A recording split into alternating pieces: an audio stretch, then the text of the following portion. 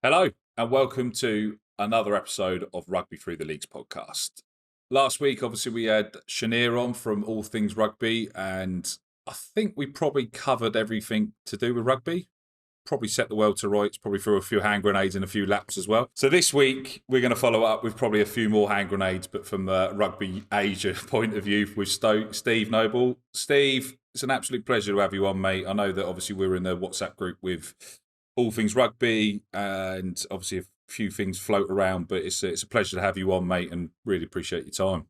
No, likewise, it's good to be here. It's good to do these podcasts with these collaboration of writers that we know through all things rugby. So it's always good to chat. And I think, as you and Sunil were covering last time, it's honest conversations, which is what I like. There's plenty of honest conversations to be had in rugby, I think, to move forward with what the product that we've got, because we all love it, and we definitely want the best out of it.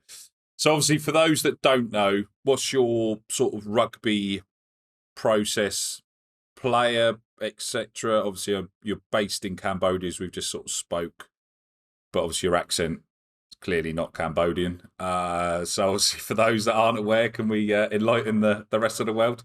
Yeah, the short long story. I'm South African originally. I still consider myself South African, dual national actually. So I have a Dutch passport, and I did play when I was at university. Went to go visit family. Played in Holland, and I remember once playing, I think, with their under 20 team. And at that same weekend, got Oh to wow. see a touring under South African under 23 team that included a whole bunch of Springboks that went on to win World Cups, which is crazy. But been living all over the world, obviously South Africa, born, raised, school, education, lived in Europe a long time, lived in Australia, New Zealand, Dubai, and now I've been in Cambodia for more than a decade. Still playing socially. I helped start a club in Phnom Penh a decade ago. So this year's our 10-year anniversary. And if you had asked me 10 years Oh, ago, wow. would I ever thought the club would still be going? I'd say not a chance. So still reluctantly playing, mainly trying to play vets. And then obviously I've started Rugby Asia 24/7 maybe 6 years ago.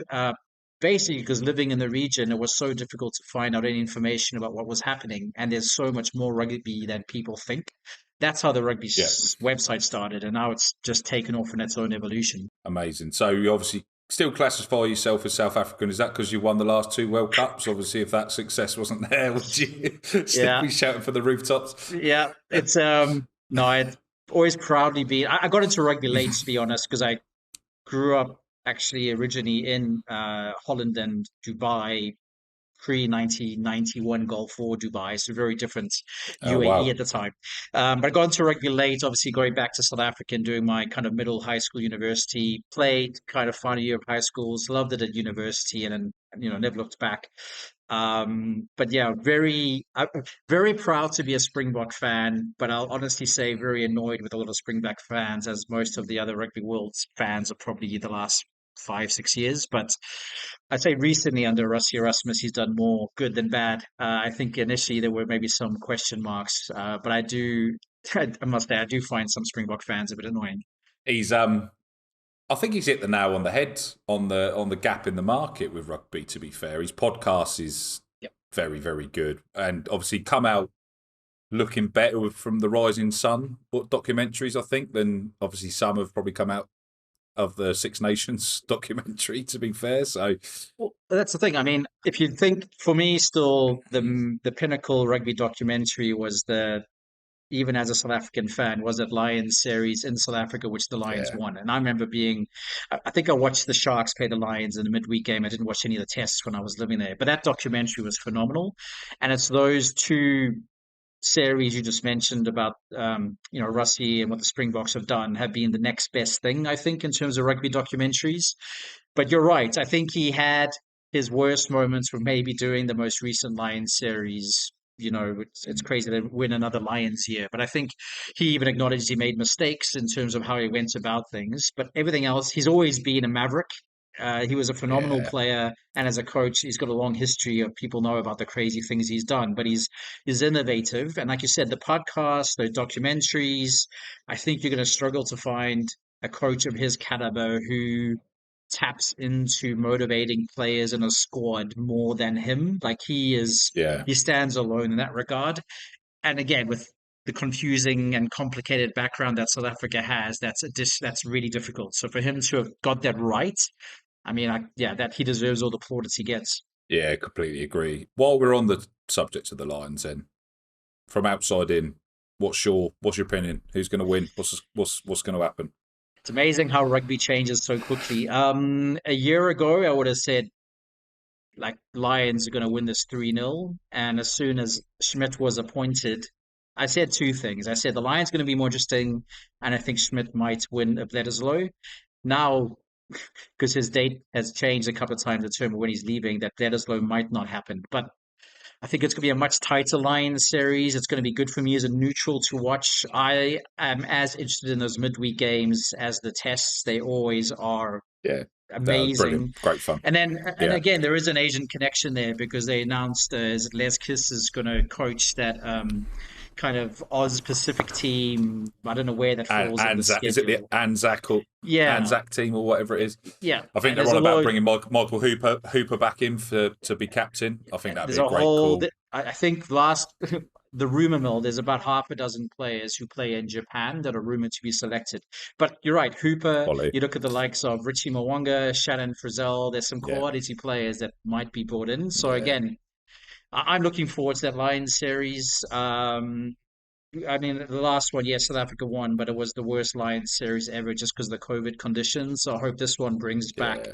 that magic because I still think the Lions series is the best rugby tour there is. Yeah, it's well known that how many generations of players don't even get to feature in it because, obviously from a Southern Hemisphere point of view, you get them every 12 years or whatever it is. So you have these Yeah. entire generations of players that never get the chance. So it's going to be amazing this kind of summer of rugby. Obviously, one probably we've been sort of chatting about it in the WhatsApp group and stuff. Darcy Graham missing out on the Lions. What's your opinion? Because I think that is a big call. It's so tough when you start dissecting these selections because his strike rate's phenomenal. He's also that new breed of I'm not going to call him small, but there's this new breed of amazing finishers. I mean, every team Yeah, has them now. And it's crazy that whatever 5, 6 years ago it was all about the bulk and the size, and now you can't not have these magic wingers in the teams again. So I feel yeah, for him, but then again, you start breaking things down, like who would he replace, and look at the depth they have, especially in the outside backs and wings. We know there's going to be injuries because there always are, and you'd think he'd probably be first in the pecking order in terms of replacing someone. It's tough though. Like even I put the back on you, like who would your starting wings be? I think that in a few positions the Lions are blessed with talent or depth. There's a few other ones where I think they're a bit short. I wouldn't have taken James Lowe, to be honest. 8, 9 years, however long ago, he was wearing a All Blacks top, wasn't he? Effectively, so like I think Darcy's been hard done by there. I'd have picked Darcy Graham just for his strike rate, even just to take on the bin juice team, the midweek team, as you said, that having him there and his strike rate's going to be phenomenal. But I've got an episode lined up with Hugh in the coming weeks to go through that one. So I think I'll probably save all my opinions for Hugh because Yeah. he's going to probably have a few hand grenades as well. Well, how many more Welsh players is he going to win from that squad? I mean, the thing, obviously, if you definitely get into the weeds of it with you in a few weeks' time. But the one thing I would say is Yeah, obviously these coaches, when they do these selections, are looking beyond just the players' skill sets and ability. That yeah, ability to gel off the field on such a, I mean, this is still the longest tour there is, right? There's no longer tour than the hmm Lions series. So you need players who you want in that changing room. If you're not selected in the 23, you're still giving everything to support those players. All those things have to be ticked off. So not to say that Darcy doesn't tick those boxes, but I mean, there's all those considerations that have to go on. I mean, that's such a tough mm. coaching gig. Like, good luck to him. I mean, it's going to be a good series. Because they, I think Scotland are off to South America for their sort of summer tour. So does Darcy go on there? Because that's going to be. Is it going to be easier to get across from South America to the Lions if he gets called up, or is it interesting one Yeah, to balance there? I think so. yeah. Um, right, Cambodia. Then, as you said, you started a sort of a grassroots vets team, whatever it is now. It's developed. How did that 10 years ago, how was grassroots rugby in Cambodia, or did you effectively start grassroots rugby in No, Cambodia? like How did that come around? it's one of those heartbreak stories actually, because I moved to Cambodia after having lived in New Zealand and Australia without having a real plan in mind. Arrived here, was traveling, and I loved the place, and I still do. A lot of Yeah, opportunity. Obviously, it has a very recent dark history with the genocide, but it's really come a long yeah. way. So when I arrived, did not expect to find rugby, as I think a lot of expatriates in the Really? region. But when I did find rugby, I was amazed how much history there is. So there is a French colonial element. So there has been rugby here in Oh, okay. parts over the years. But when I arrived, there was a domestic four-team league. So four sides were playing. That was 15s rugby. They had sevens competitions. They had a Is that competition called. the is that the top league sort of thing? So grassroots is effectively their top league. Is that kind of where Yeah, we're at with the it's Cambodian all rugby? social. This was going back a decade, like I said, when I arrived. It was very Right. social. They did the Cambodian Federation at the time were better organized. They were doing grassroots initiatives with NGOs because there are a lot of kids here who are obviously underprivileged, and what a good way Yeah. to keep them busy and get them involved in a sport that does teach us all those right values. But also they did a good job at growing its kids that they had four adult teams, sevens, a national team. I think when I arrived, national team of memory had just gone to play a test match against Brunei or Pakistan, which again amazed me. And then a few weeks later, they were Wow. hosting a test match here, and I was sitting in a stadium.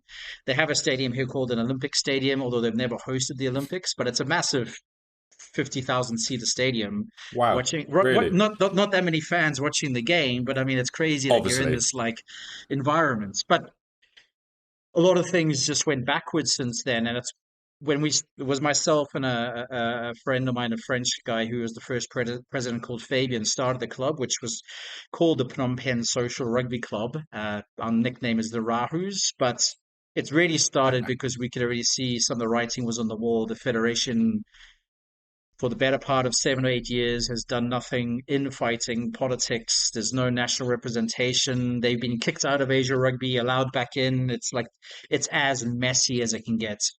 So recently, our men's team, because since we pre-COVID, we had a women's team, a men's team. We were doing some coaching at youth level, and we had a lot of vets who played in the region and these tournaments. COVID kind of killed off a lot of things, so our player numbers obviously dropped, I think, as a lot of expat clubs did. So now we do have a men's Yeah. team, no women's team. So there's an amazing little tournament. I do love finding out about these crazy tournaments around the world. It's called the Indochine Cup.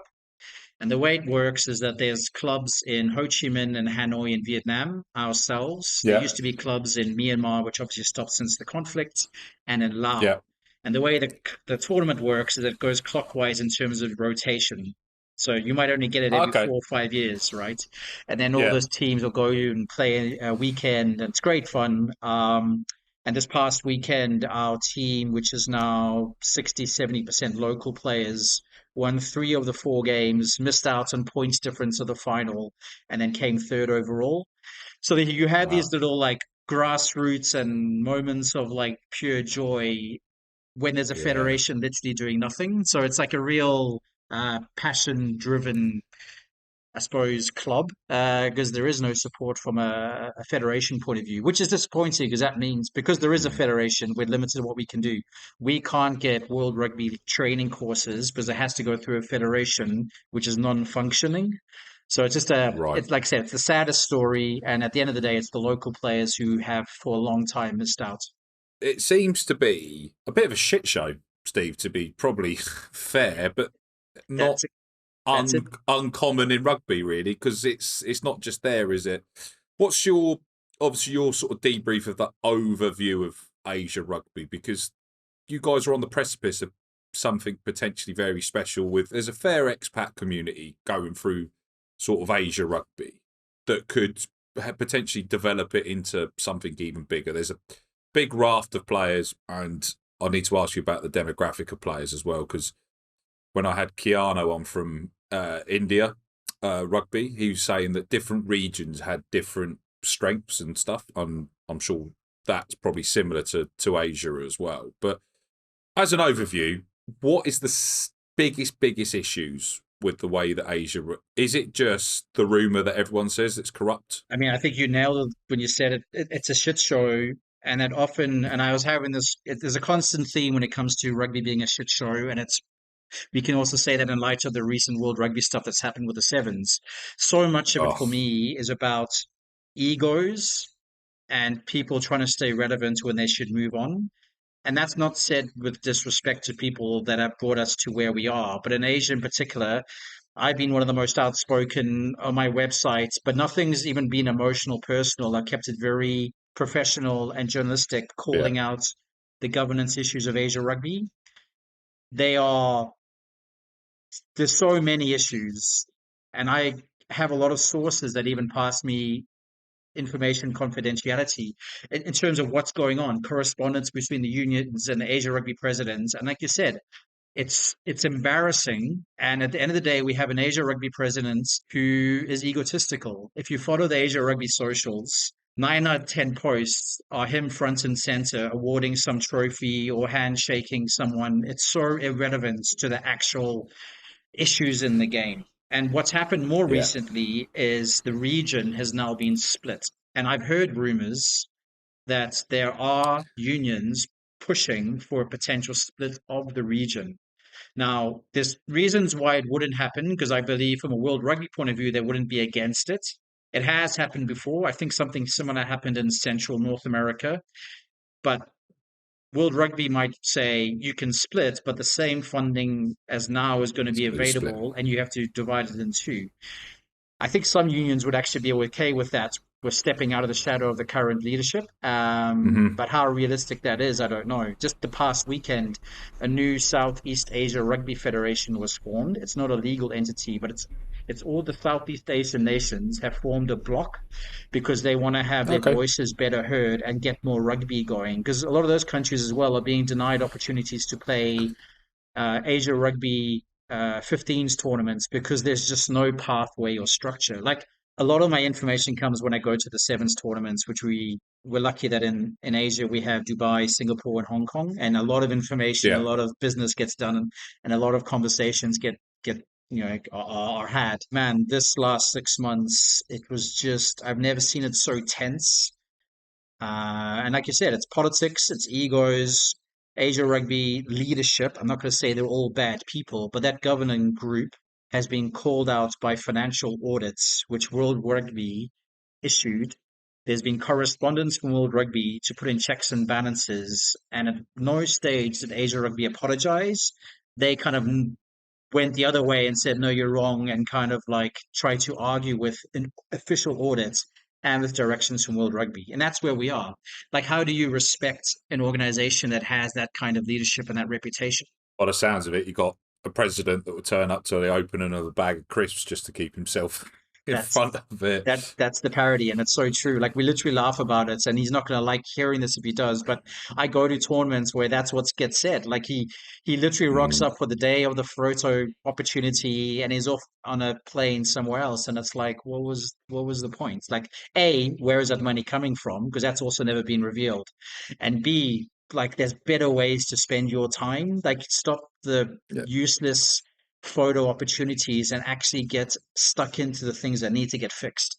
Sounds like he's got an easy one. Just walks around with a trophy in his pocket and just turns up, gallivants around. But so that's obviously going to be a serious hampering for Rugby Asia. Obviously, putting that aside, what are the positives? What is the positives of Rugby Asia? Because there's got to be loads. Yep. For everything I've just said, and I that's why I love doing what I do with my websites and what we've been doing with all Mm, things rugby. There's so many great stories in the region. Now, look, for all the criticism I've just given Asia rugby leadership, it's probably the most complex and largest diverse area in the world to try and yeah, implement any types of change. You have so many obstacles. I get that.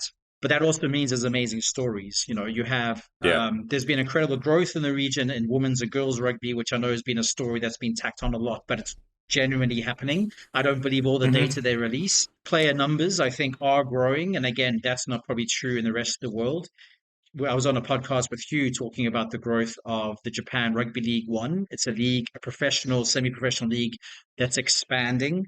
So you have all Yeah. these positives, This year, obviously, it's a big year. Now we're going to get stuck into this, but for the first time ever, we're going to have a second Asian men's team heading to a World Cup in 2027. We've got Japan going to the Women's World Cup later this year, and Yeah. they're far too good for the region now, and that is an issue for them and for the teams just behind them because they're not playing enough competitive games. But there's so much positivity. A lot of it's led, I think, by passionate grassroots initiatives. And Hmm. back to the question you asked earlier about expats coming in, Cambodia is a good example of that. I think Indonesia's had that. Lao. There's often been instances where it may have been expats who set it up, but in the right cases, they've set it up to have a foundation to hand over to local people to take the game forward. And that's so critical. And there's too many times where it's old school expats who want to control and hold on to something they've started, who seem to think rugby is something they can possess, and it's not. Mm. So I could spend all day every day interviewing people in the region that are just phenomenal in terms of what they're doing, from really changing cultural viewpoints, overcoming discrimination, trying to turn the game professional in certain places where it's right. You've got the Rugby Premier League Sevens starting in India next month, which is unique. Yeah.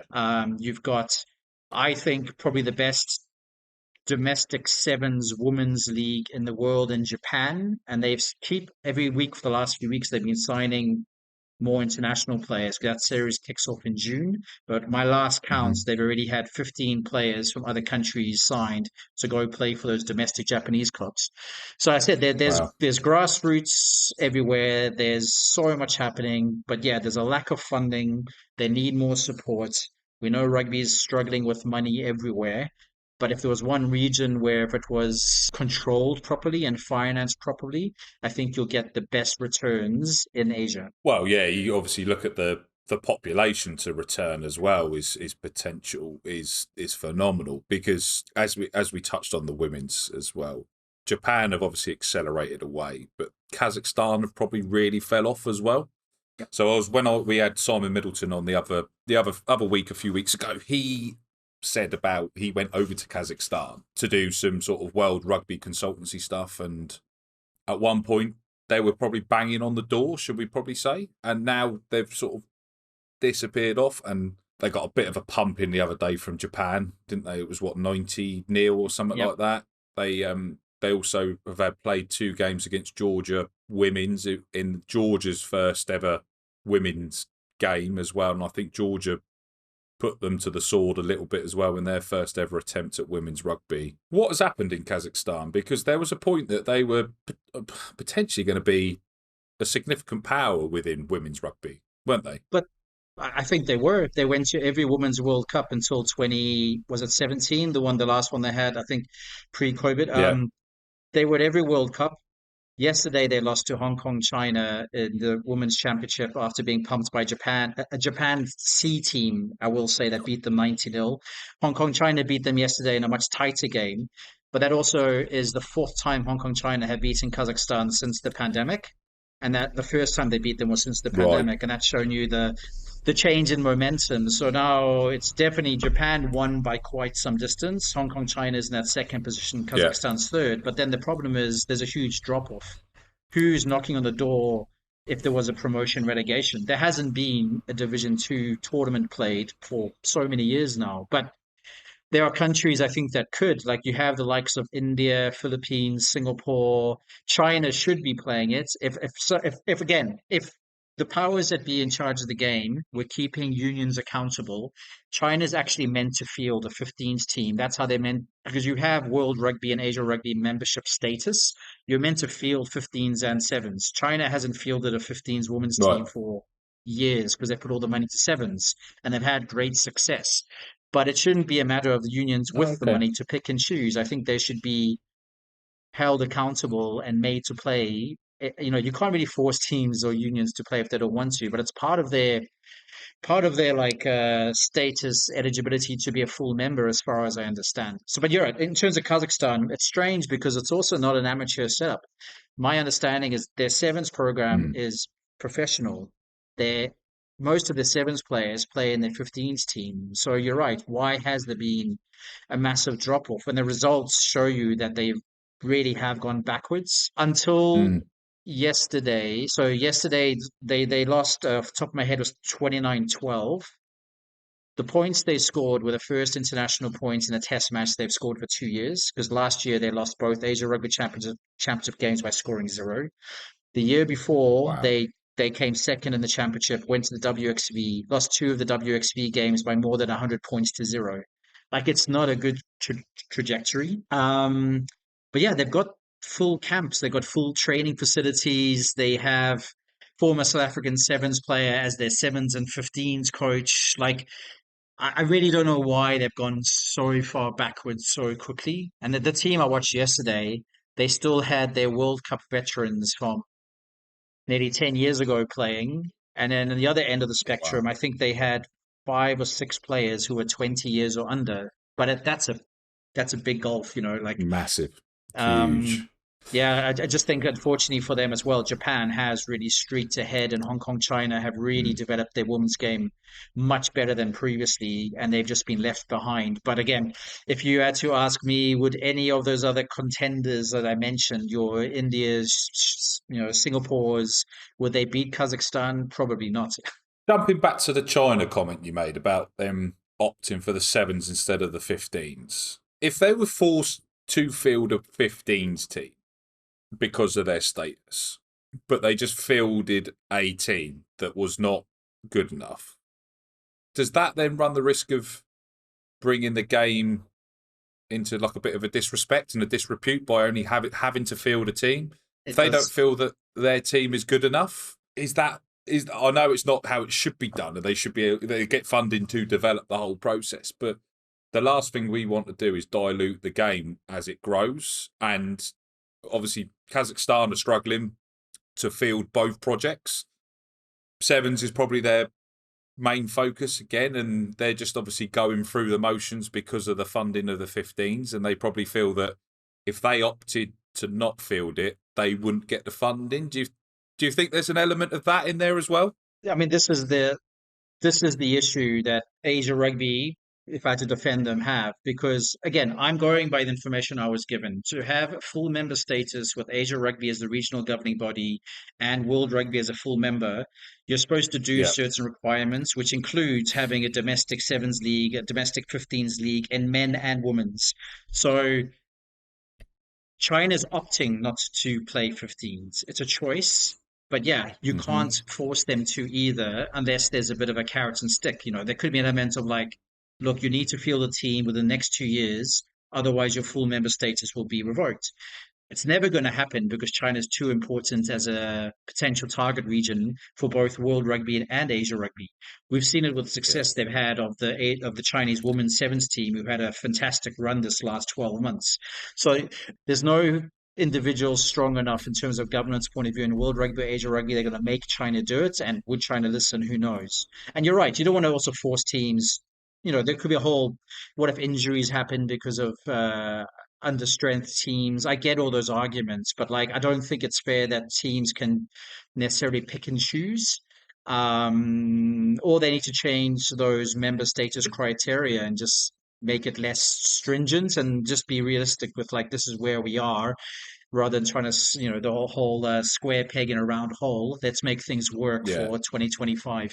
Yeah, with a target for development potentially as well, rather than say like this is what you got to do to work towards a full membership. If you don't have a full membership, you have X, Y, and Z. But it feels another element of rugby of where we're playing with what worked once will work constantly, and Yeah. we've kind of got to move with the time. If China finally pulled their finger out their ass a little bit and thought, right, actually, we're going to go full gung ho at rugby properly with their player base, how much do you think they could make an impact on rugby internationally and obviously with their own?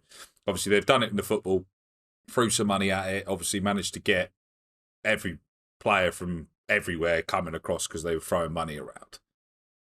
Is that the next big market? I know everyone bangs on about America and it make America great again, and the MLR is going to be the next big thing. And if we break America, rugby's saved. Do you agree? I would rather, I think, see the growth in China than the US. I can't really even justify that, but I just think China does throw a lot of money into their sevens programs. Like it's Mm. crazy. I mean, their men's sevens team are in tour in Europe at the moment, preparing for the Asia Sevens series, which doesn't happen for another 4 months. They're playing I tournaments think in the they're U. at Costa Blanca Sevens this week. I'm Yes, over there actually, yep. so They're yeah, I'll there be this over across weekend. there. And the last two Nice. weekends, they played in the UK in that new that's Yeah. Seven Super Series. They did the same thing last year. I mean, they've thrown money at high profile coaches. I think for the last 4 years, Mm.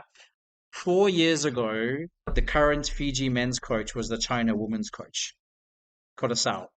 Then they went to the likes of like Dan Norton that has been in the mix. They've Yeah. had Sir Gordon Titchens has been looking after their sevens women's and more recently men's. They've got another former All Black sevens player, Rocky Khan, who's fantastic in the women's. So again, it's not like they're not throwing Mm. money at it, and it's not like they don't have a budget for it. When you see them go on tour, they've got a more analysts and equipment going with them than most countries in Asia can afford. So I think it's not a money issue. It's purely because the Olympic medal and are playing in the Olympics is such a big carrot for them. So great, there's motivation for them to put money into it there. I think if they actually focused on 15s, they would definitely be knocking on the door, knocking over teams like Kazakhstan, maybe not Hong Kong, China anytime soon, but they'd be a real threat, and it would just be good for the region to have another competitive team at that level. The men's team are Mm. just going to struggle, the same as they do on the men's seven circuits. They're not as competitive on a global scale, just because the men's game has moved on so much further. It's the reality of it. But I think in the women's side, yeah, I think if they took that 15 seriously, I mean, it's funny. The China women's sevens team last season was phenomenal. They cleaned up Mm. the three legs of the Challenger Series. I think they lost one game across all three legs, which was in the first leg. Then they qualified for the Olympics, had the best ever finish at the Olympics, sixth off the top of my head. They beat core sevens teams, qualified for the sevens series, did all that hard work to get there, and then didn't play their best players all year because they have their Uh, own domestic national games, which are deemed more important than playing on the World Seven Series. And that's where I get wow. earlier when I said there's so many challenges in the region. So, like their top try scorer, I think, played at one of the legs, all seven series, because they were resting, keeping players back for their national games, which hasn't even started yet. So they could have played this whole time. It's only happening a few months from now, but they chose not to play those players. That's the kind They of probably didn't. It it's runs of injuries, but do you think there's an element that people have lost respect for the Seven Series as well through obviously World Rugby now changing it, throwing that hand grenade into the mix? Everyone knew it was the world's worst kept secret. yeah. Everyone knew it was coming. Do you think some of these programs have thought, well, if they're not going to get behind it, why do we need to put our best players at risk? Because we're not going to be part of it moving forward. I think outside of Asia, that's probably true. I think in Asia, sevens is still it's still the biggest vehicle for rugby development. Because they Mm. get their funding through the Olympic committees, very little of the money comes to the unions otherwise. So they need that funding. It's Yeah. easier to grow the game through sevens. I think some of the stereotypes for me are ridiculous. Where people say, "Oh, seven suits Asian teams because of body types." Because believe me, there's some massive people across this multi-billion-dollar continent. So, like, even in Japan, people talk about the Japan League One, saying, "Oh, it's a bit softer. It's not as physical." I'm like, I don't know how many of those people actually watch the games. So I think there's some stereotypes that need to be Mm. shrugged off as well. But I think in Asia, it's still important for a lot of these unions to be on that world stage. I still think we don't know what's going to happen, obviously, next series in terms of where it's going to be played and, the island Mm. debacle. And it's just layered upon layered of bad decisions. But I mean, Hong Kong Sevens is still the mecca for sevens globally. And I think Yeah. Dubai Sevens is probably second best. So you still have two of the best events in the region. And I've seen so many people on Twitter who I think are really ill-informed and ignorant when they start talking about, oh, scrap sevens, who needs it? It's diluted. In the region, those two tournaments I mentioned, and you also have Singapore, where the community rugby events around the sevens are some of the biggest rugby events they have in the calendar. In Hong Kong, outside of the Hong Kong tournament, there's a social tournament called the Kowloon Rugby Tens. You have a very high caliber tournament in the Hong Kong Football Club tens. There's a schools tournament. There's an all girls tournament.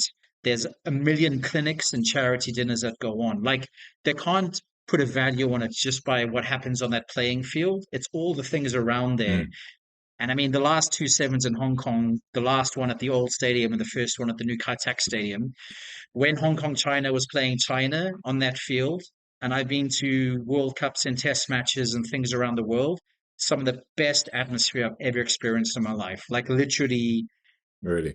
unbelievable. And how else would you get local crowds that excited about local rugby? You wouldn't if those events didn't happen.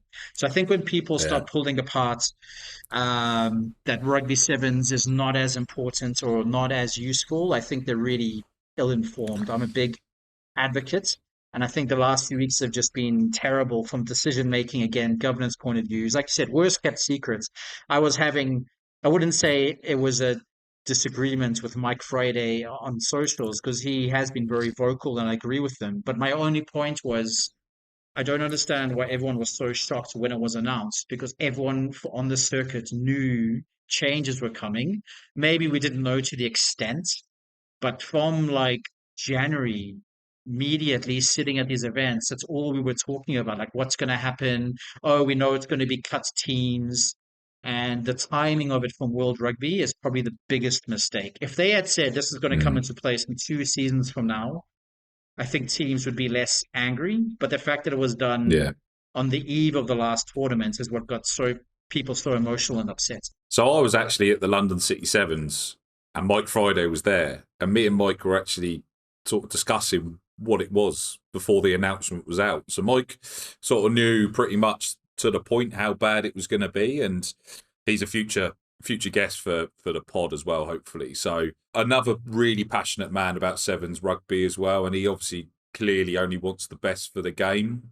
I think the game's lost a little bit. Like obviously Ireland again was also supposedly the world's worst kept secret that they would drop in the men's because they'd already sort of said it was coming towards an end, and they'd had obviously offered all the contracts to the women's 15s to clearly develop that. It's just hard that rugby's got to make a decision to pick one over the other. And I think it's Rachel Burford made a really good point.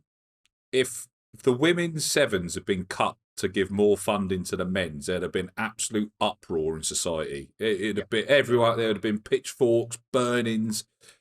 But because it's men's sevens, it seems to have just been swept under the rug because the women's 15s needs to be respected a little bit more at the minute. And I think we've kind of lost our direction in rugby. Every aspect of the game is critical, not just one. Yeah, I mean, I just there's so many points you made. flabbergasted. No, there's so many points you made. I think how long has it been? A week since that news of the Ireland Rugby Sevens men's program being culled. And this is Yeah, again what I didn't disagree with what Mike Friday was said. I think him, Harry McNulty, and all these people that have come out and been very verbal online are 100% correct. yeah, And they also are doing the correct thing and pulling apart the reasons that are given. And that's yeah. important because when they say it's financial, and now there's about, I don't know how many posts I've seen where broken down the finances to show that it's not really financial. And this is part of the governance issue, the leadership issues we have with rugby generally. Now, the GM of the HSBC World Seven Series. I quite like him and I know him, and I don't think he's doing these for the wrong reasons. These changes that have been brought in, Mm, who knows what's happening behind the scenes in those negotiations. I think the format change, the worst part about it was when it was announced, because that just really screwed teams over. I mean, even Mike Friday yeah, shared Kenya Rugby's already written to the Africa Rugby presidents with their yeah. disappointments. It's just a shit show beyond belief. The Irish thing is a little bit Mm, separate, but again, my point there, and you're 100% correct. From the first tournament, I attended Dubai Sevens, Cape Town Sevens, Singapore Sevens, Hong Kong Sevens, plus two challenger events in Cape Town. At every single one were everyone knew. conversations that the Iron Men's program is being scrapped. So I I agree with everyone being upset and emotional. I don't understand why it's like, did they have to wait for them to be an announcement before they could say angry things? Why weren't these things being raised before it was announced? And it's not even picking on them There because was that's like victim blaming. But I just think like all the emotional sentiment that's being expressed online, like you said, it was the worst kept secret, both of them. I think Harry McNulty nailed it though. There's a lot of NDA clauses and loopholes that are written into Irish contracts to make sure that nothing comes out, and it's basically it's a silent shop. And like if somebody got wind of that early, somebody would have probably lost their. Because I think what was it put out? Mike put it out the other day was 350 grand is all that the IRFU have to pay for that Sevens project. Everything else is funded up to the point. Was it the former Ireland captain or was it McNulty? He pointed out, and this is my same, it's the same blame I pointed Asia Rugby's leadership. All that money that they say needs to be saved, why are all these people flying business class? Why are they being kept in five-star hotels? Why do we have all these ridiculous five-star dinners and lunches and events? Like that part for me is unforgivable. And I see it at Asia Rugby Mm. level. I see it at World Rugby level. I mean, even sometimes in the media, because World Rugby has made a massive shift in terms of their staffing the last few years to align with this Festival Sevens circuit. Some of the conversations overheard from some of their staff in the media rooms, like I had to pinch myself. I mean, complaining about the five-star hotels they're being put up in next to journalists or media who are literally In a you know, shoebox. yeah, no, getting by with no budgets. And when you hear that, and again, it's a little bit of it's an image optics issue, but it's also backed up by if they release their full financial criteria information that what do they spend on non economy flights, or did they all have to stay in five-star hotels? Like when I go to the Hong Kong and Singapore are crazy expensive, no matter where you stay. Yeah. And then you kind of look at where the brass are staying. You're like, well, did they have to stay in a place that's 500-600 US dollars a night? Like it's Yeah. ridiculous. Could be worse though. Could be the Welsh Rugby Union who spend 50 grand a year on daffodils or whatever it was. So yeah, That there's I think that there's a clear spending problem in rugby. I think it's probably the best option to put it. Who is it? New Zealand, Australia. The one that shocked me the most, besides the daffodil one, which is amazing, is That's phenomenal, wasn't The it? French Rugby Federation made a loss of the World Cup. Now, World Rugby and the tournaments made a profit. I think it was their most profitable, and obviously that depends on the deals they make. How on earth did they lose money on that? Like I was at that tournament for most of it. Games were packed. Again, France, I wouldn't say is the cheapest place in the world. Beers were No. expensive. How do you make a loss on that? Like that's where I'm like, I don't know. Shouldn't they just make all these records public and I just don't get it. I don't know how you make a loss in that tournament. That one for me, besides the daffodils, were the two that stood out the most. We got loads to carry on here with. Right, I'm going to jump back to the demographic bit Yep. as well because I spoke to Keanu about India and there was different. India is massive, as we all know, so each region's got different strengths and stuff like that. If you were able to like, so I'm sure Cambodia's a bit smaller. There's probably different areas that got different strengths and weaknesses. There's probably quicker players and there's different demographics. China's obviously huge. If they were able to develop a 15s team, would they and they based it on a similar model to India, where it's based off regions rather than teams signing? Is there any one that would stand out in your opinion? Because like we've got the India Sevens coming up soon, which could revolutionise sevens in the current climate. Imagine if you had a China Sevens in a similar model as well. Do you think there's any region that would stand out? So China already has a very strong provincial setup for sevens. That's pretty Yeah, much how they do their pathway development for their national team. So the yeah, conversations I've had, this is something I've mentioned repeatedly. Like even I've been covering the region for 5-6 years. There's certain countries that are just more difficult to really understand behind the scenes what's going on, and China is one of them. So there's a yeah. massive expat scene, which also was hit hard by the pandemic because so many of those clubs had expat teachers, and obviously a lot of people Yeah. left. But there's things like there's a 15s domestic scene with a lot of clubs called the All China Cup. So they're predominantly expat players with a few Chinese players. They have Hmm. tons of tens and sevens tournaments throughout the year. Now, from a Chinese Rugby Football Federation point of view, it's very provincial focused. And the Right. tournaments I mentioned earlier, at the Hong Kong Football Club tens is probably the highest quality tens rugby you'll see. Like this year, there were so many Olympians and players that went on to play sevens and 15s rugby playing in that tournament. But they had a provincial team playing there called Shandong, and that is by far one of their biggest feeder provinces for the national team.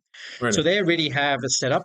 The national games I mentioned is based on that provincial, so provinces are playing each other. So that's why I said it got political behind the scenes because provinces didn't want to release their players to the national team because they want to win the national games, which is a massive, ribbon in your suit, whatever you want to call it. Like it's an accolade they want to collect. It's not really a national interest, which is kind of ironic.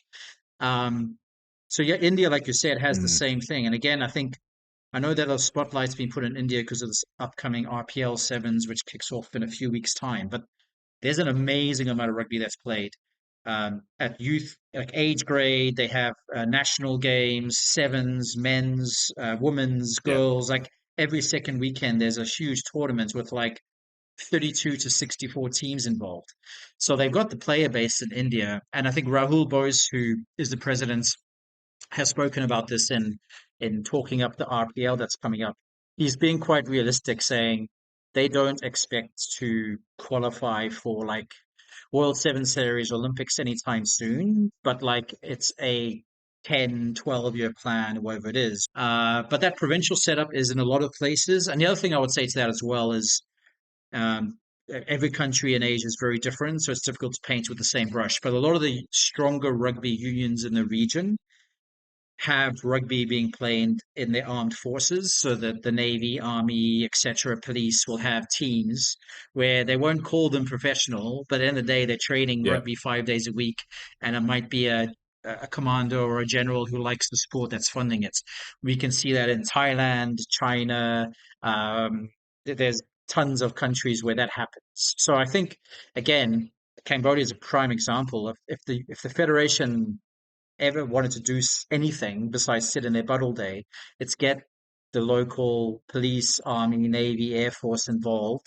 It keeps those personnel fit, it keeps them competitive, and you can quickly have a national game set up just by having them compete with each other. Sounds imagine that if the England teams could just rack all their all their army together and put them in like the Premiership or something like that, just to But throw it around. That'd be one different option, wouldn't it? but it's funny. Imagine so there are. I think the last World Cup in definitely in France, and I remember going to one of the World Cup. There is a like a World Cup of armed forces like a Rugby World Cup for armed forces Yeah, teams. there is. It Yeah, usually takes place around just before the World Cup men's takes place. Unfortunately, it's not really well promoted. But you have like the New Zealand Maori, New mm, Zealand, French, British, South African teams competing. I've never seen the games. I imagine the yeah, quality is not going to be that bad, but that's a good. It's just another opportunity of how you can spread the game. I mean, even in Cambodia, I've got a shield behind me. We had a naval ship from New Zealand dock off Cambodia pre-COVID. We reached out to them yeah. from our social club and said, "Hey, you're going to be on shore a couple of days. Do you want to maybe play a game of Fancy a touch game. rugby or something?" They loved it because we had a Yeah, hungy and a braai and a barbecue on the beach, playing touch rugby nice. with all these naval personnel. They gave us a trophy as a thank you. It's just a great ways of spreading the game. And I mean, that's just one avenue, but there's so many ways in Yeah, which you can spread the game without making it a big, expensive ordeal. It's just playing and having, it's kind of extending the olive branch between places as well. they've obviously just done the Army Navy back in England as well. So that's the first weekend of May every time. So that's always a really big day. And then obviously you've got the lead up. You've got you've got the under 23. So there is an underbelly of it. But I think it'd be really interesting to see if you could throw one of those teams into the Championship or something like that in England. That'd be quite interesting to see how that would throw into the mix. Yeah. Obviously, no promotion relegation because obviously the RFU don't like that. So, right, I think it's time to go to one of our questions that we've got. Yep. We got Bruffy's Rugby Offload, friend of the pod. He is obviously based in Dubai, UAE, I believe. Well, I spoke to him the other day. He's an ex-player, two knee replacements now. He's battered the storm, should we say? But he's trying to bang the drum as well in the region as you guys. So he's put in the question: rugby is growing in the Middle East quite well. What are the major hurdles the region is facing to get that next level of a Hong Kong team or Spain/Portugal level? I think there's probably a few more levels to that question than just what we've put there, because I don't think Hong Kong are anywhere near a Spain or a Portugal yet.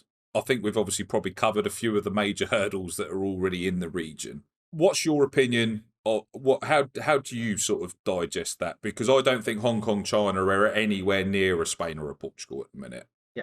But I don't think that's far off, potentially. Do you So, agree?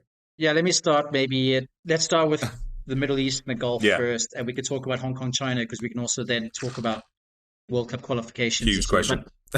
So in the region, so it's funny, this week, it's also historic. So Bahrain men's 15s are playing their first ever test match on Friday against Jordan. And I spoke to them, Yeah. Rory Drummond, who's an ex rugby journeyman who's played all over the place as the director of Yeah. rugby. And they're very excited about that. And he made some really good points saying,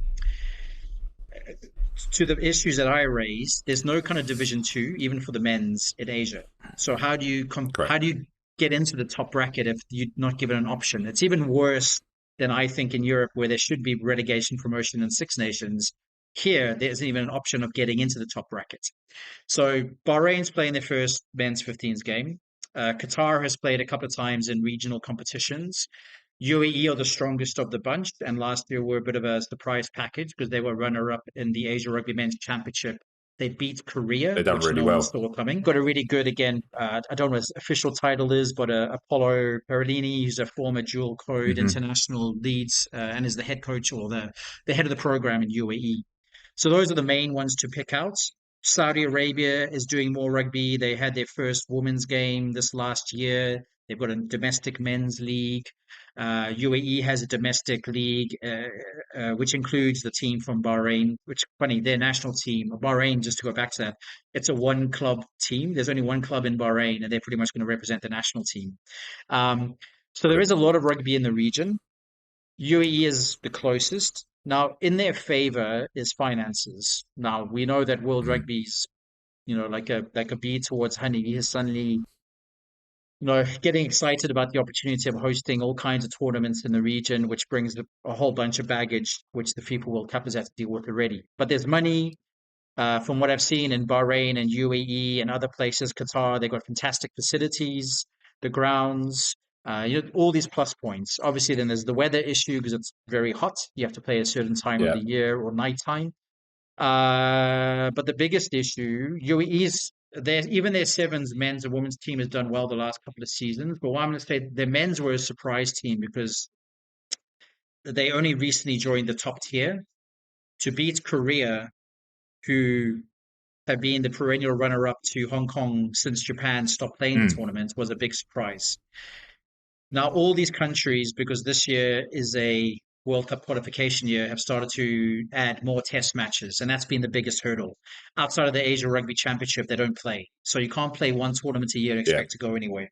So in November, UAE played their first ever November test twice. They hosted Zimbabwe and then they hosted Germany. And Zimbabwe went to go on and tour Korea. So again, we're getting more test matches in the region. At the same time, Hong Kong, China, which is the team all these men's teams are chasing, went on a South American tour and they hosted Brazil Yeah. twice at the end of the year. So at the end of the day, all these teams playing more rugby outside against teams outside of the region is the biggest caveat that's important because it's never happened Yeah. or hasn't happened for a long time. So to that original question, the only way they're going to grow is they need to get more international exposure. UAE hasn't got a bad domestic league set up. It could always be better, and I think it's not consistent. Their Yeah. teams drop out, come and go, and all these countries suffer from expats that come and go, which answers the question of how do you grow it. You need to get local citizens and local people involved from a grassroots level and plan for the next 10, 15 years. If they are looking short-sighted and it's all based on one passionate person who wants to drive the game, it's going to fall to pieces. I think that nails the next question that he also had. What effect does the transient nature of expats in the Middle East have on the rugby scene? They don't like stick around. yeah, they don't Is that stick pretty around. much it? Yeah, but but like I said earlier, so Indonesia was an example. I know it was set up by expats, but then taken or handed over to locals, and it's been run by Indonesians, which is the way it should be. It's why Yeah, Cambodia hasn't worked because unfortunately there's a couple of French guys here who just won't let go. yeah, Vietnam is going that direction. So Vietnam is a funny story. Again, they don't have a rugby federation. They have a new program called Daviet, where it's a Scottish guy trying to lead it, but his whole right. contingency is, or his whole planning is to hand it over. I spoke to a great guy in Singapore called Calvin Beige Bland, who's been involved in all levels of rugby. Again, he's been involved in so much there, but all his planning was always about putting in place the foundations. So if he's not there tomorrow, it carries on without him. So all these places, and especially in the Gulf, I Yeah, think too many times, we put these people on a pedestal. We say, "Oh, what a great job!" and they're the godfather of rugby in that country. Okay, but if they're not setting the blueprints and the framework, and they're not getting local players involved and handing it over, it's just not going to go anywhere. yeah. I think that's going to obviously be the next step, because the other issue that you've got is probably political tensions in the region, because there's I think Qatar can't go and play in certain places. There was Sri Lanka got issues, people can't play in there. There's this, there's that. Saudi Arabia aren't even a World Rugby member. Is that correct as well? So they're Um, not. I think They they're an haven't age. I actually think, had a yeah. because that was part of the discussion around the joint World Cup bid as well. Because obviously 2035 is potentially the Spain bid. UAE, Saudi, and Qatar were looking at doing a joint bid for the same periods. I wrote an article about that. I think that's probably a cycle too early for them, because Saudi Arabia wasn't even a World Rugby member at the time of the bid. Whether they're in process, I don't know. Qatar have only played two international games in the last X amount of years. UAE are probably the strongest one of them, and they've obviously appeared onto the Asia Rugby Championships and done pretty well. But if those three automatically qualify for a World Cup, who loses their space as well is the other question. For three Asia teams to automatically qualify, two of them that have barely played rugby, UAE is probably the stronger one. If we set that target for 10 years' time, I don't know how that That physically that whole works, bid because they're not thing going to be is suddenly possible, are they? that joint bid from the Gulf is complicated. Um, to break it down Mm. simply, they're also targeting the same year that Japan wants to bid, and behind the scenes, Yeah. Japan or JRFU and Asia Rugby leadership are not on the best of terms. And the fact that Japan already made it Right. known they were going to bid, and then for Asia Rugby to back the bid from the region where they are based, because you've got to remember Asia Rugby's headquarters are in UAE and Dubai, that just reveals the Right. level of political bullshit that's going on in the region. So there's that issue. But like you said, the biggest problem is Mm-hmm. those three countries might have the stadiums, facilities, maybe enough fans would go there, who knows? But you can't, it's not football. You don't get automatic qualification by hosting, and rugby should never have Mm. that, in my opinion.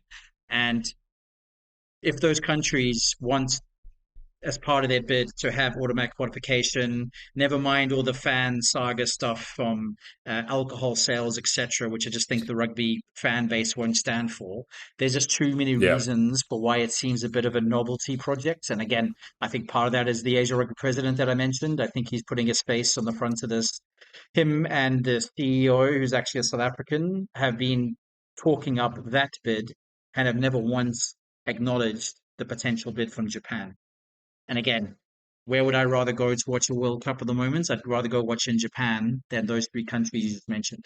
Obviously, Spain throwing their name in the ring as well. I think Japan will be the safe bid for World Rugby, because it's already been done, and obviously it'd be follow up from 16 years after the initial one.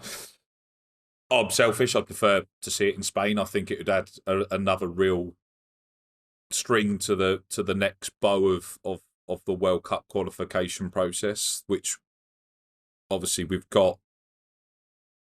Is it November? It's happening. Is the next qualification stage where Belgium get to take on the South American, African, and some of the Asian teams that are able on the periphery.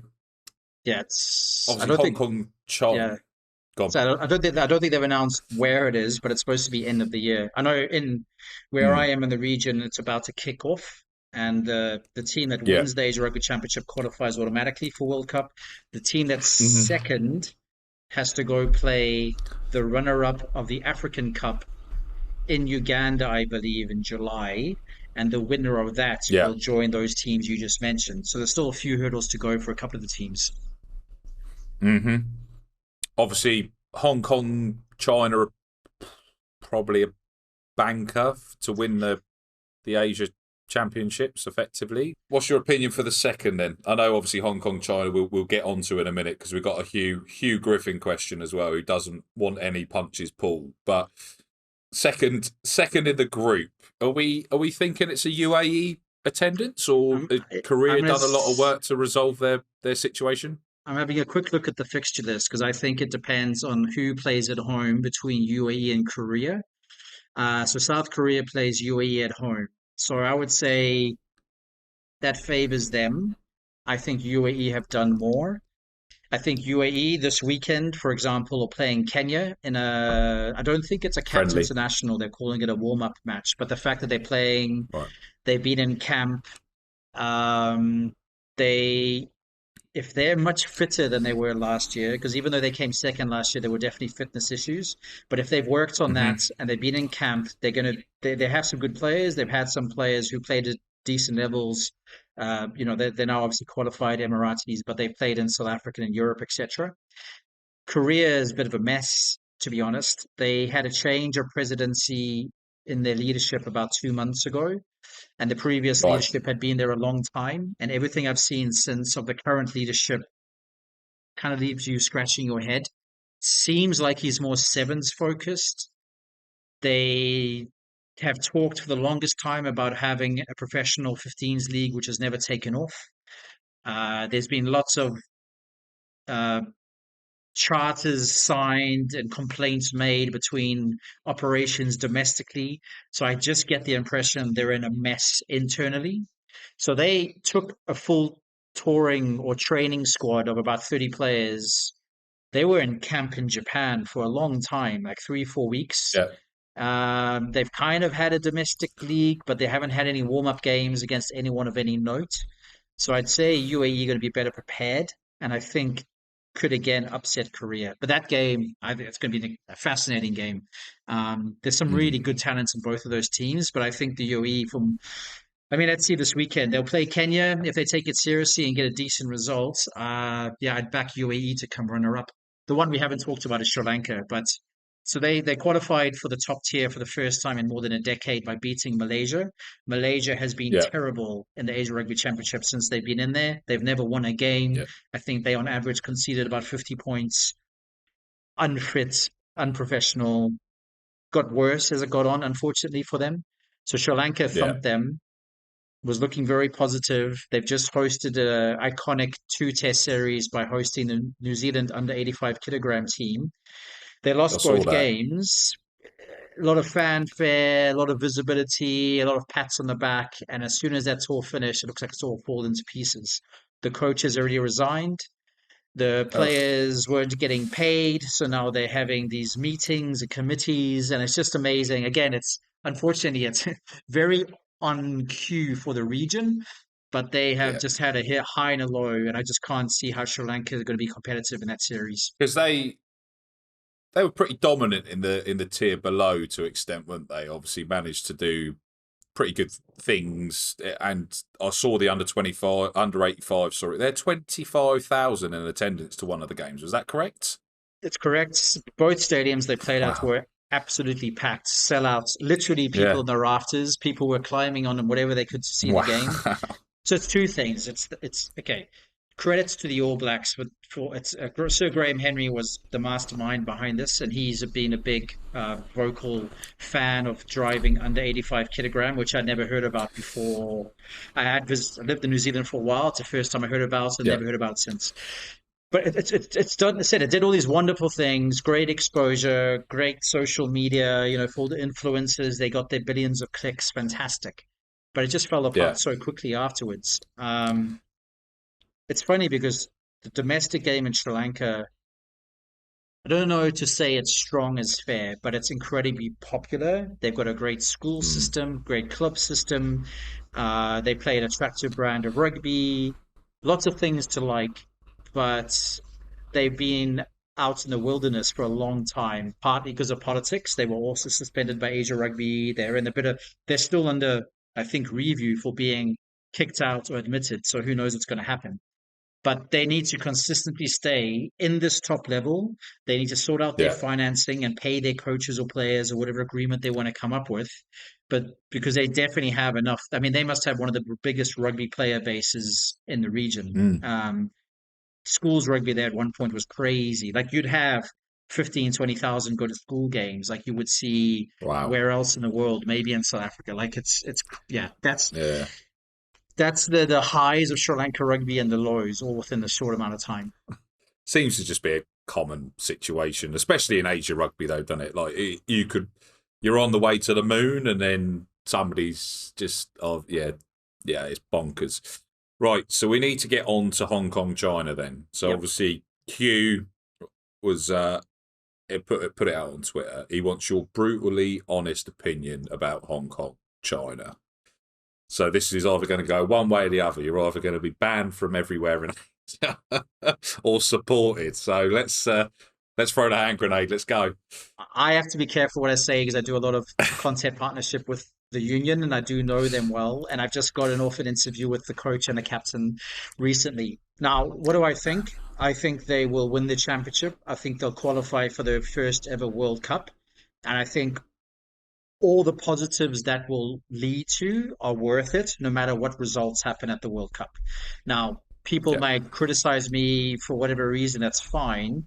If you look at what a Chile did at the World Cup, or if you look at what a Portugal have done, that's the kind of position I think Hong Kong China finds themselves in.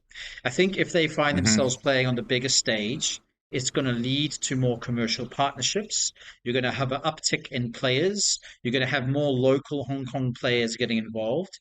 I think they have a lot of fringe players who are around the world that are Hong Kong, China eligible, who might say, Hmm. yes, please. That's, So I'll have a bit. Yeah. there's a lot of reasons why I think it's a good thing. Now, there's a couple of things also that's happened behind the scenes, and I can say this publicly. It's out there already. So at the beginning of this year, they have now, for the first time, had a small group of full-time contracted players in view of this championship with the World Cup being at stake. So they've got, I don't know how Hmm. many, let's say it's less than 20, but full-time training, coached. They went to the Brumbies Academy and had a warm-up game. Next week, they go to Okay. Japan and play the Japan XV team in a warm-up game. So they're going to be the best prepared of all Yeah. the teams playing. And I've heard that if they do qualify if they win the championship, qualify for the World Cup, they're going to expand possibly that contract base where they're going to have a full squad, maybe hybrid contracts, maybe full paid, because I don't think they can actually match some of the salaries that big corporates will pay in Hong Kong, to be fair. But if they have available to them a group of players that are committed for the next 2 years, who knows what's going to happen?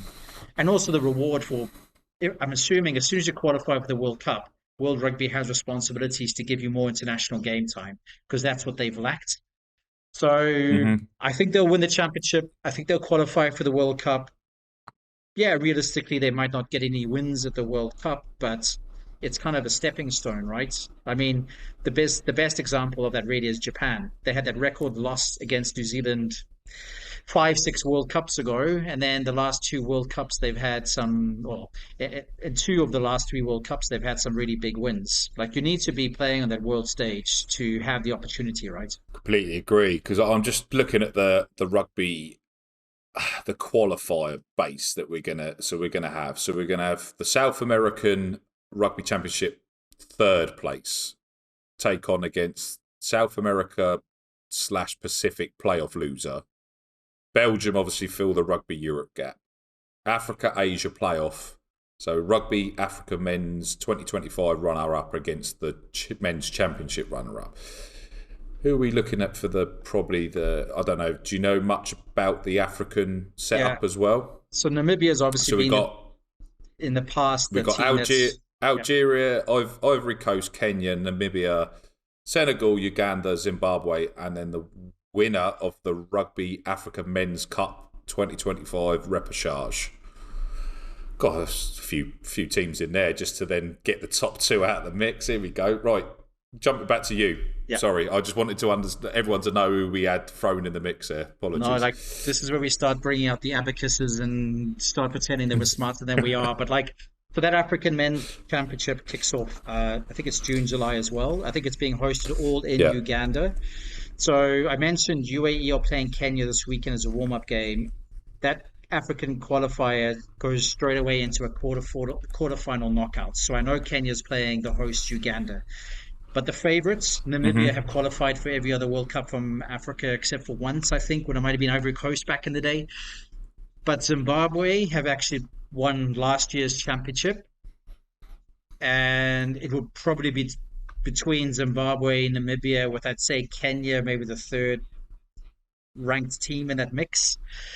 And like you said, the winner qualifies, and the runner-up is going to play the runner-up from Asia, which, again, you could have two teams playing each other that know each other. But like, based on what I've seen, Zimbabwe's been recruiting well. They've got a couple of former Super Rugby players back in their mix. They've got quite a few players who are playing in Currie Cup and URC from South Africa. They're going to look to defend that title. And who's going to stop them? I mean, Namibia would be most likely, but I think they've maybe plateaued a bit in the last few years.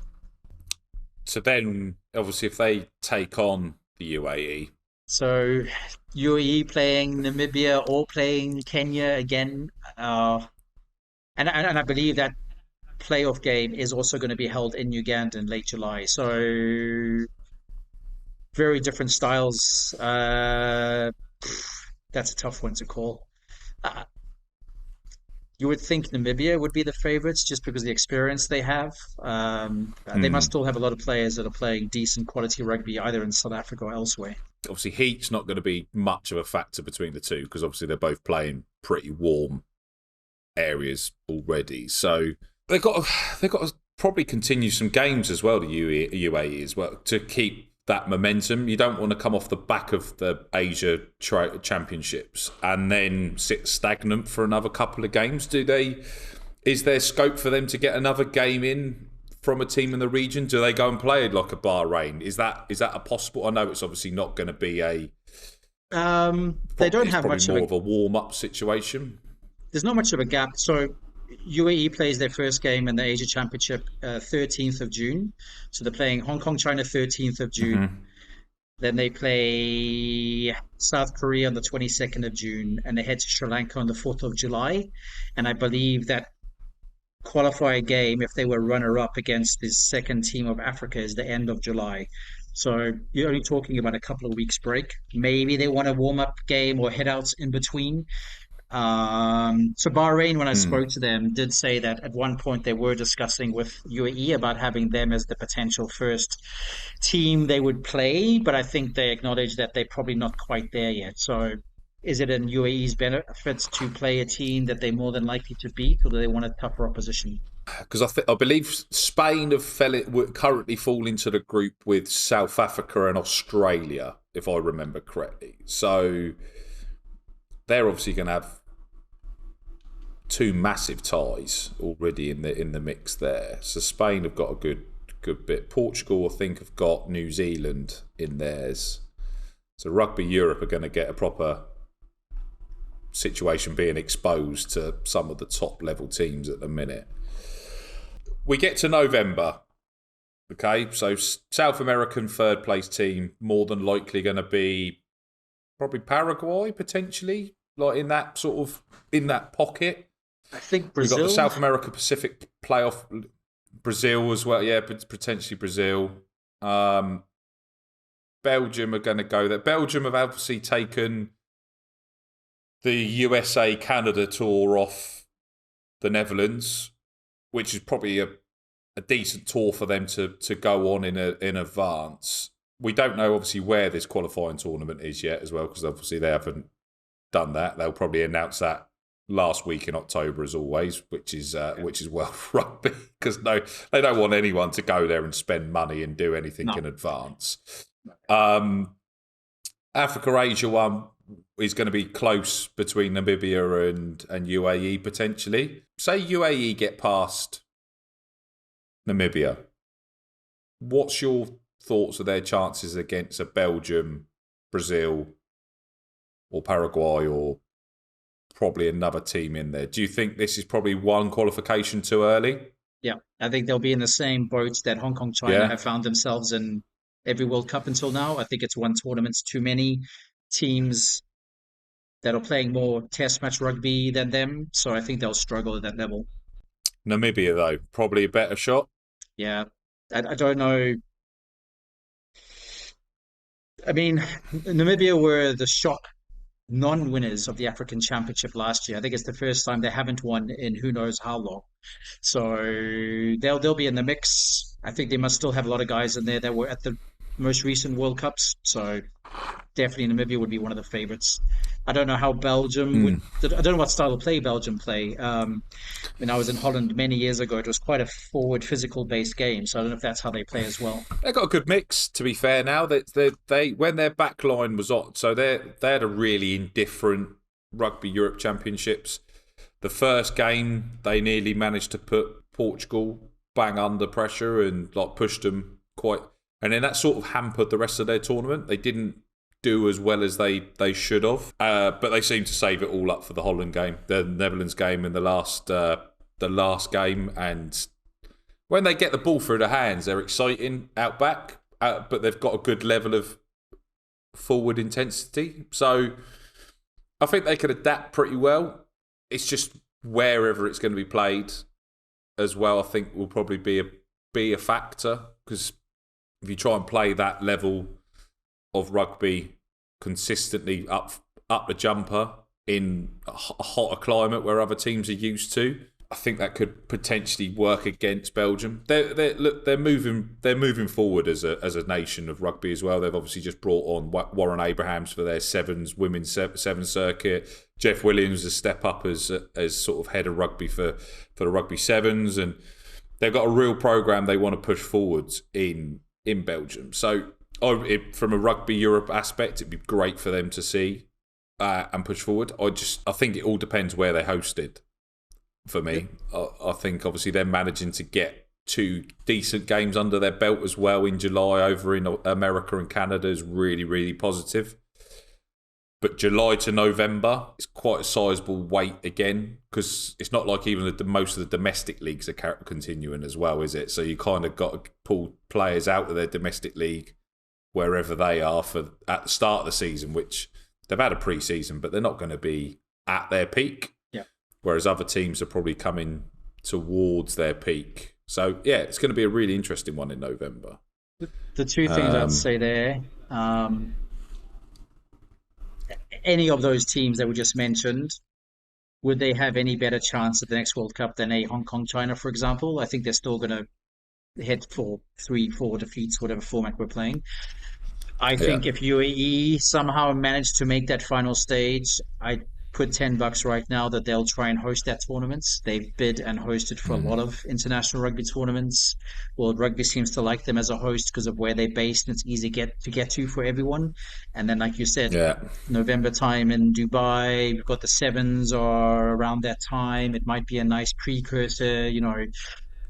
If we get to that point, I can see UAE trying to host that tournament. They did host the final Repugate tournament prior to 2023 as well. I can't remember who was there. I think it was USA, Kenya, Hong Kong, China, and one more. Maybe Portugal. I can't remember. Obviously, if they manage to get it on home soil. Still don't think... I don't think this weekend's game against Kenya is being broadcast, which is a pity, because I'm really keen to see how much they've developed. If they've worked on that fitness and they've been in camp and really taking this seriously, which I'm sure they are, there might be a bit of surprise package. Even Belgium, I think, just gets to play more regular rugby than the UAE does. Like you said, I don't know how many Belgium plays in a calendar, how many tests they play in a calendar year, plus that tour they have. Even in South America, they're playing a fair bit of international rugby now between each other. So I think they're just going to struggle with lack of game time. Belgium didn't really have much of a structure for games. That's the problem. It's the same with Rugby Europe as well. It's not like Netherlands, have dropped their July tour in a sacrifice for Belgium because obviously they didn't qualify.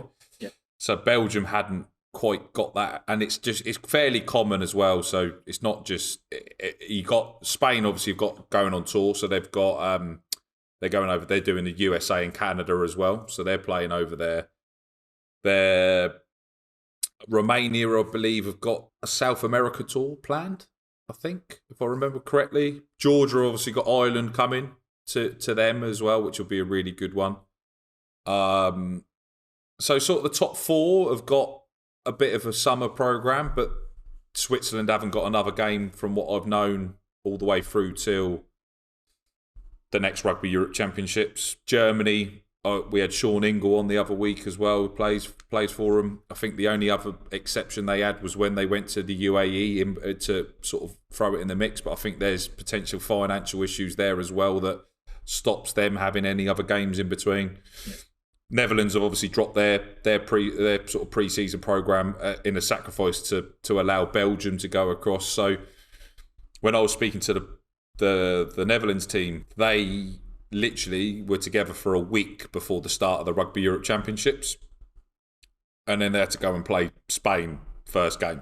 Yeah. You think, yeah, Rugby World Cup qualifications at chance here, and you guys have literally had to turn up with a week. And preparation's key, as we know. And I don't know if it's political, I don't know if it's costings, but why can't these teams, like the teams you're saying in Rugby Asia, that can't get a game, is it better to have one of those games and develop that way than just not have a game at all and just throw your chances at Rugby World Cup qualification?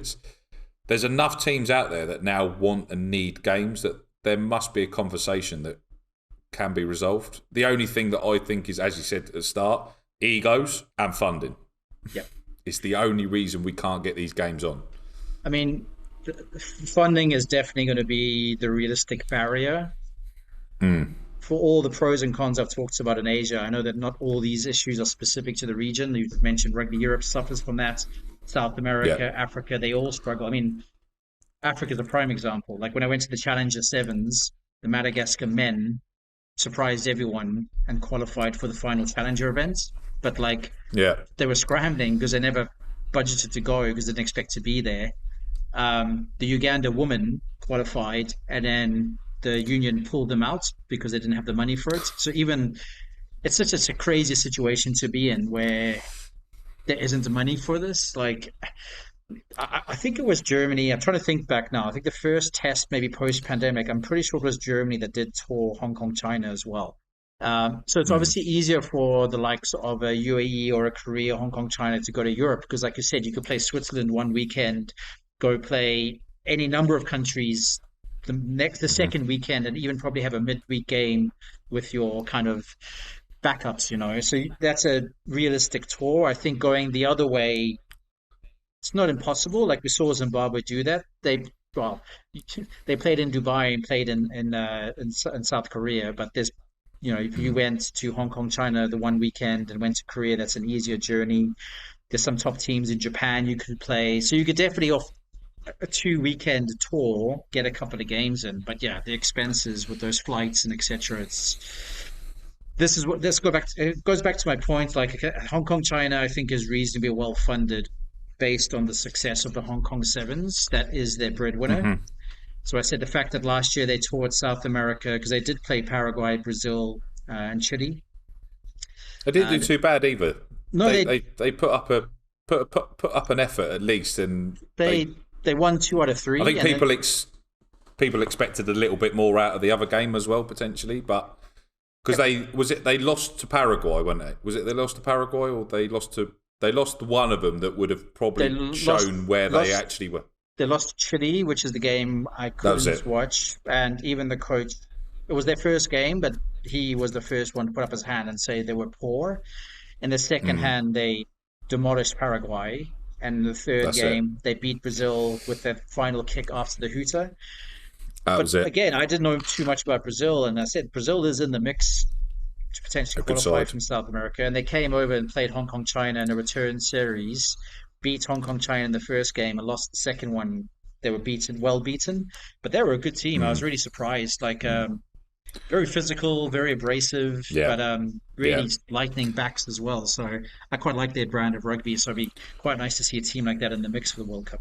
I saw them when they come over. They did a four team tournament down at La Villa down the road. So Spain, Canada, Brazil, and USA.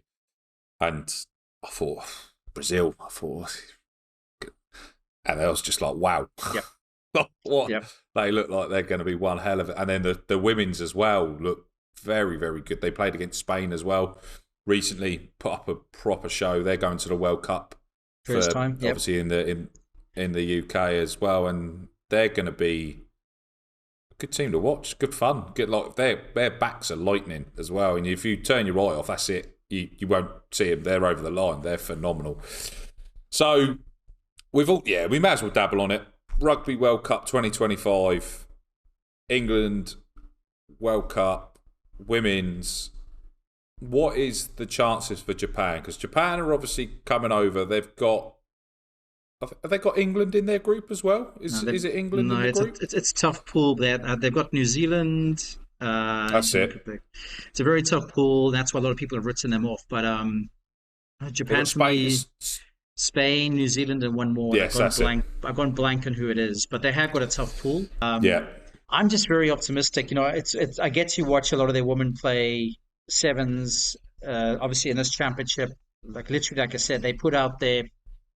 With no disrespect to Kazakhstan or the players that didn't play, Japan put out a third string team and put 90 points on Kazakhstan, but played a really Wow. exciting brand of rugby. They beat USA a few weeks ago for the first time ever on USA soil.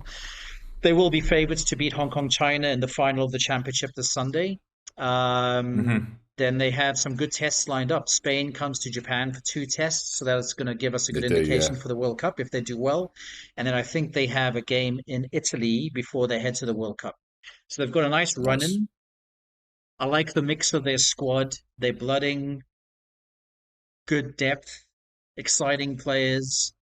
Their forward pack are going to be the ones that are going to be tested because we know they have great hands, great skill sets in their backs, but their forward pack Yeah. did a number on the USA, I thought. I don't know if you've Mm. ever played against Japanese players, but it's nearly no matter where I play Japanese players, social rugby or otherwise, they scrum in a very similar style. They get really low, Mm. they're technically great, and they can definitely punish bigger, heavier teams. And 100% they'll be fitter than any team they play. So there's a lot of positives Nice. there. That USA game was so I talked about this a little bit on the podcast with Hugh a few weeks ago, but Japan went over to the USA having never beaten the American woman. I was Yeah. quietly confident. The coaches and players I've spoken to were quietly confident. They started the game scoring first and then going a few tries behind where I was like, but they pulled the game around and I think dominated. Maybe not on the scoreboard, but they did win. But against Yeah. a more physical, a more aggressive, a team that thought they could run over them, and they were just chop tackling, getting over them, winning ball the rucks. They were fitter. Their hand speed and their accuracy was great. They scored some fantastic tries. When they play like that, it's very difficult for teams to stop them because they kind of swarm you.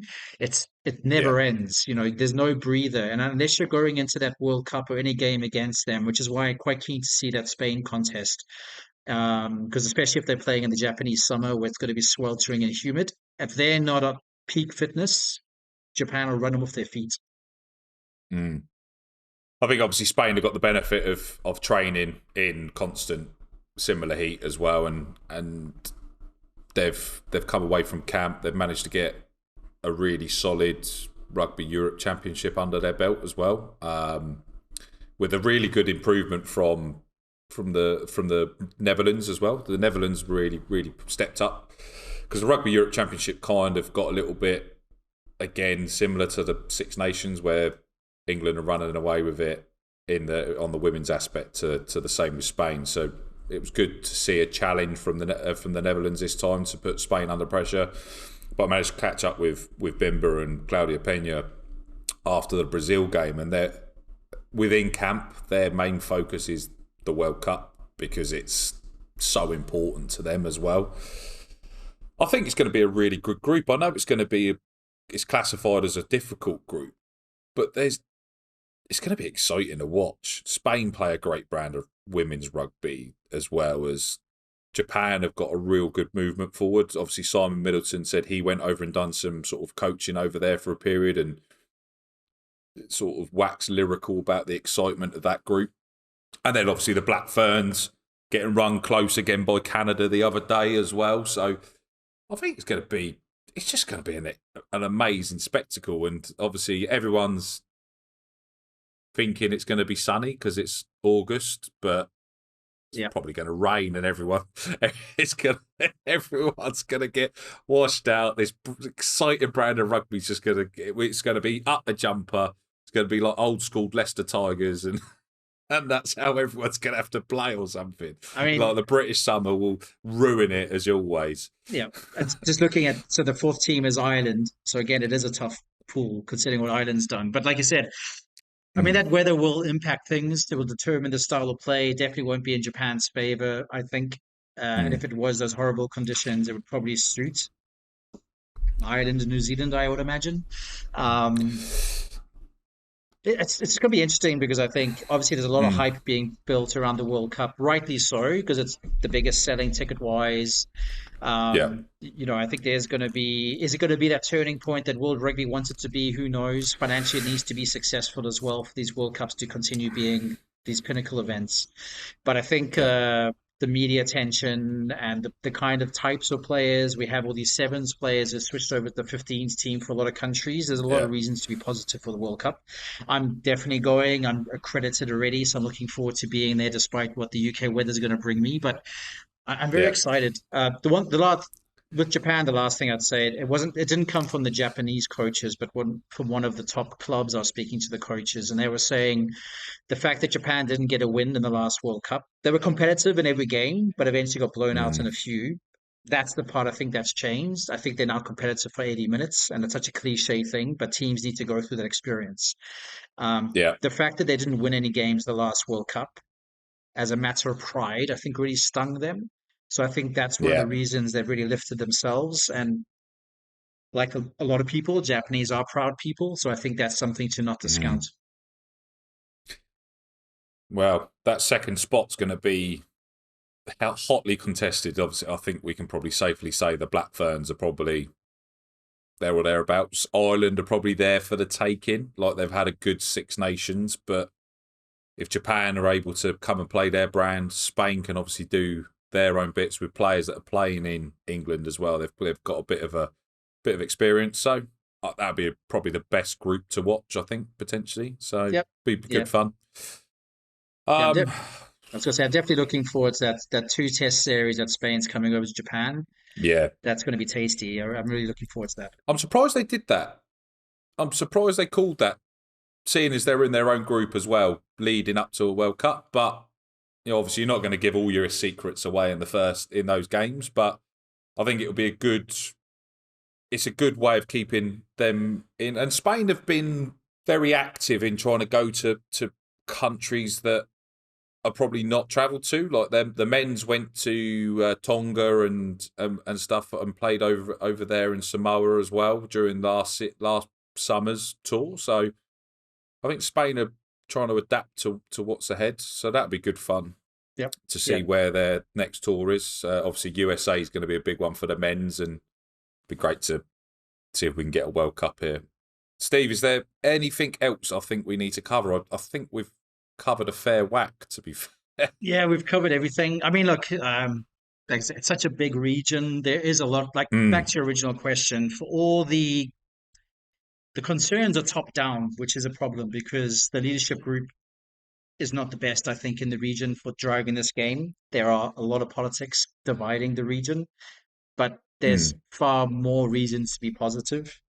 The last thing I'm going to say, it's the same thing I told you a few weeks ago, but if I look at Japan Women World Cup, if they have a successful World Cup, and I don't know how they measure that success, I think that's going to have a massive tailwind effect in the same way that I think Hong Kong, China, men qualifying for the World Cup, or whichever team from Asia, having two men's team for the next few years, those are big positives to kind of leverage growing the game on. As long as the Hmm. financial support and the governance are there, there's enough pinnacle events for to really drive the game forward in the region. And for anyone who's never been to the region, honestly, you can go to any capital city at the moment. You'll find a rugby club, you'll find a sevens tournament, a tens tournament, or some kind of unique championship going on. It's a very fun place to tour if you're a rugby team. I think there's probably another episode for us to go through once this qualification's cleared up as well. I think there's definitely plenty more to dissect and move forward. Steve, it's an absolute honour to have you on. For those that are probably more interested in some of your stuff than what I'm able to cover, where can they find you, and what do you have to offer for everyone? Yeah, Rugby Asia 24/7 is the website, the usual thing on the socials as well. But we do try and cover everything, literally from grassroots development work straight up to the international game. So it's a bit of everything, interviews, tournaments. There's a good guide we publish as well, which covers social rugby tournaments, which is a big part of the game. So yeah, it's everything Yeah. from the internationals down to grassroots, youth rugby socials. But Rugby Asia 24/7. Thanks very much. And for everyone that wants to keep abreast of everything that's coming up with Rugby Through the Leagues, we've got some amazing more guests. Obviously, we'll tag Steve in and Rugby Asia 24/7 and all the follow ups to this and on the lead up. But make sure you subscribe, like, comment, keep abreast with us on all our socials, and just keep growing the game. Thank you and goodbye.